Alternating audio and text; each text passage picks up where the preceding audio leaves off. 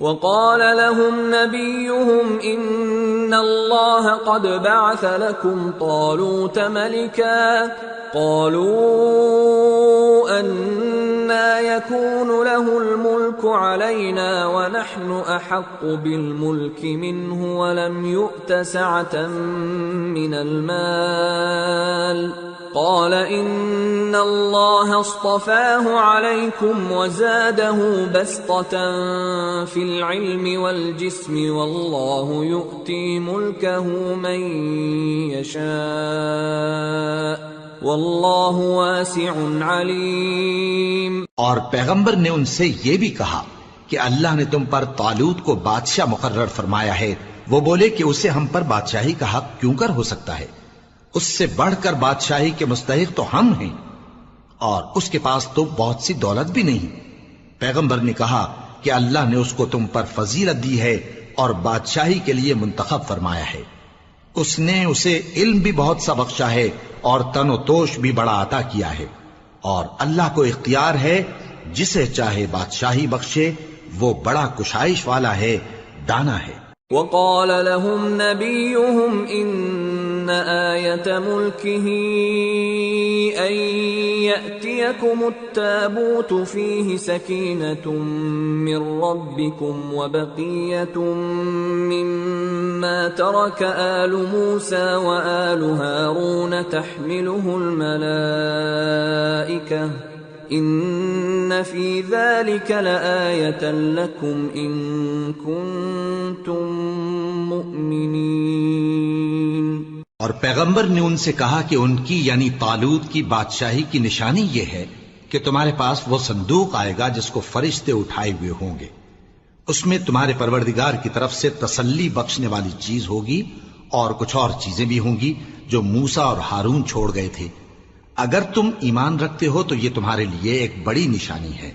فلما فصل طالوت بالجنود قال ان الله مبتليكم بنهر فمن شرب منه فليس مني ومن لم يطعمه فإنه مني إلا من اغترف غرفة بيده فشربوا منه إلا قليلا منهم فلما جاوزه هو والذين آمنوا معه قالوا لا طاقة لنا اليوم بجالوت وجنوده قال الذين يظنون أنهم ملاقو الله كم من فئة قليلة غلبت فئة كثيرة بإذن الله والله مع الصابرين۔ غرض جب طالوت فوجیں لے کر روانہ ہوا تو اس نے ان سے کہا کہ اللہ ایک نہر سے تمہاری آزمائش کرنے والا ہے، جو شخص اس میں سے پانی پی لے گا اس کی نسبت تصور کیا جائے گا کہ وہ میرا نہیں، اور جو نہ پیے گا وہ سمجھا جائے گا کہ میرا ہے۔ ہاں اگر کوئی ہاتھ سے چلو بھر پانی لے لے تو خیر۔ جب وہ لوگ نہر پر پہنچے تو چند آدمیوں کے سوا سب نے پانی پی لیا۔ پھر جب طالوت اور مومن لوگ جو اس کے ساتھ تھے نہر کے پار ہو گئے تو کہنے لگے کہ آج ہم میں جالوت اور اس کے لشکر سے مقابلہ کرنے کی طاقت نہیں۔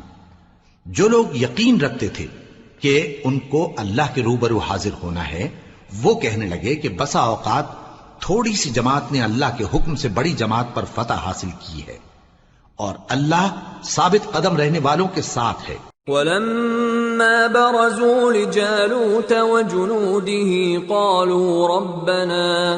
قالوا ربنا افرغ علينا صبرا وثبت اقدامنا وانصرنا على القوم الكافرين فهزموهم بإذن الله وقتل داود جالوت وآتاه الله الملك والحكمة وعلمه مما يشاء ولولا دفع الله الناس بعضهم ببعض لفسدت الأرض ولكن الله ذو فضل على العالمين